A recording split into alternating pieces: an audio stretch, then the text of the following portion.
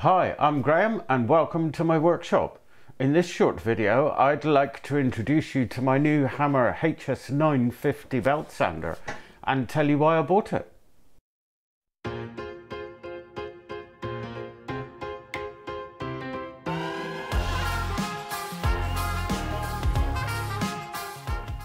First of all, let me start by saying that the sander comes with its own base. I'll put the picture up on the screen so that you can see. The reason I chose not to go with that base is because it's a sealed front. There's no access to that storage room underneath. And I wanted the storage room. I posted a video last week on building this base. I'll put a link up top and down below in the description so that you can have a look at that if you want to. But there's the base. So I've got room for bits and bobs. That's 3 boxes of sanding belts there. And they're the feet that it came with to adjust the metal base, and I can't bring myself to throw them away. I've got to find a use for them. Anyway, why did I choose the hammer? First off, this is my 3rd piece of hammer equipment, so I'm very happy with the quality of the build on the planer that I bought and the saw that I bought. I'll put links to those up top and down below as well. I've done reviews on those 2 products, so I'm happy with the manufacturer. As to the specific features of this belt sander, it's a big wide belt, 150mm belt, which is great for those larger projects. So secondly, the length of the bed. So I've got 900mm usable on the belt. That's huge, more than enough for my needs that I'm aware of at the moment. The belt also oscillates up and down, so I increase the lifetime of the belt.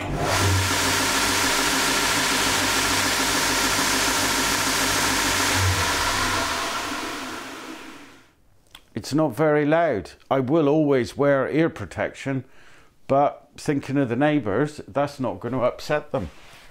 The bed. Let's talk about the bed. On other belt sanders that I've owned in the past, the bed has been relatively small, relatively poorly locked in place. Always used to worry about whether it was still at 90 degrees or not. This is absolutely rock solid. There's a locking handle over here, and there's an adjustment wheel here, so I can raise and lower this to get maximum use out of my belt.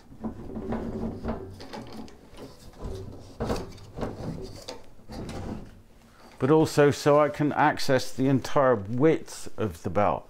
That just blew me away when I saw that. I thought that was absolutely fantastic. And it remains at a perfect 90. Superb. I mean, that alone was enough to make me buy it. But if you add to that, this belt lies flat, gobsmacked.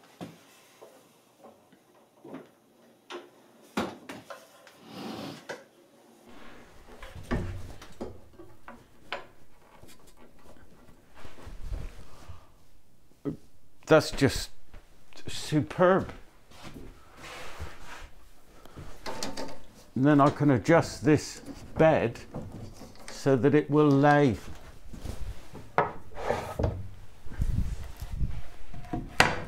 completely flat to give me that extra support.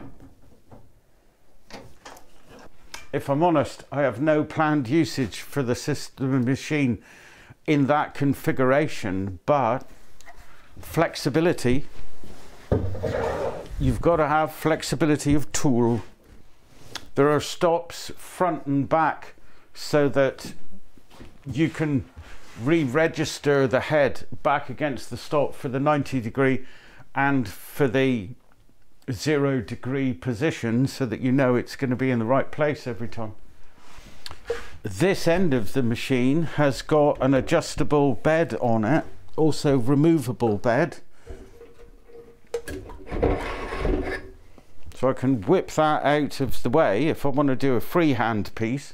Not sure I'd be comfortable with that. Or I can pop it back in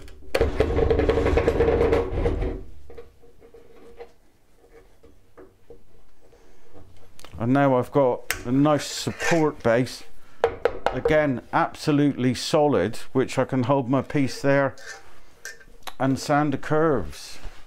Changing the belt, this lever here loosens the mechanism so that you can whip the belt off. This back cover comes completely off. There's two knobs at the back. Undo the two knobs, lift the cover off.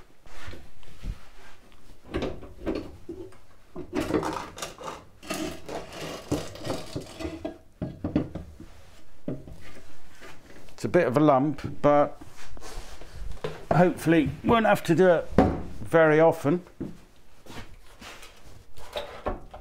Slide the lever, off comes the belt. Pop on a new belt and away you go.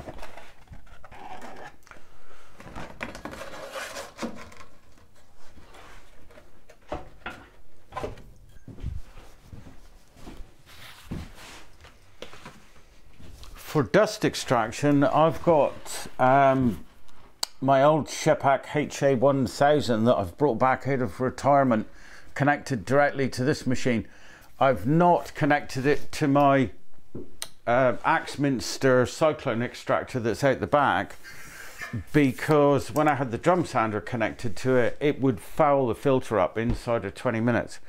And cleaning that filter is a nightmare. Cleaning this filter is a walk in the park in comparison, and it seems to do an admirable job.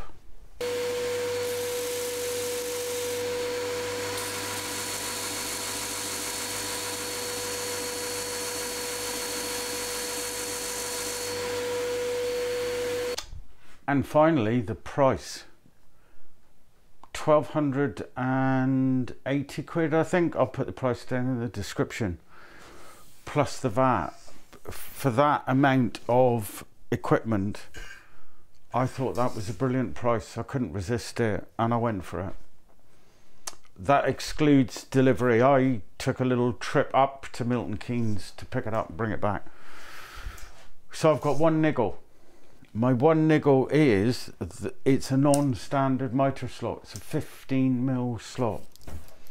So I'm gonna have to make something. I've knocked up this simple right angle jig that'll sit nicely against this stop and give me just something to secure my workpiece against when I want that 90-degree sand on the back. I'm probably going to order a piece of mild steel to go in there, and then mount one of my Incra right angle fixtures, mitre gauges, to the mild steel, because I can no longer use them on my table saw. Well, that's covered off all the salient points, I believe. Width of belt, length of belt, oscillating head, large flat height adjustable bed, belt tilts, price, and my one annoyance. I hope that'll help you if you're looking for a belt sander. Check this one out. In my opinion, worth every penny. Thanks very much for watching, and see you next time. Ta-ra!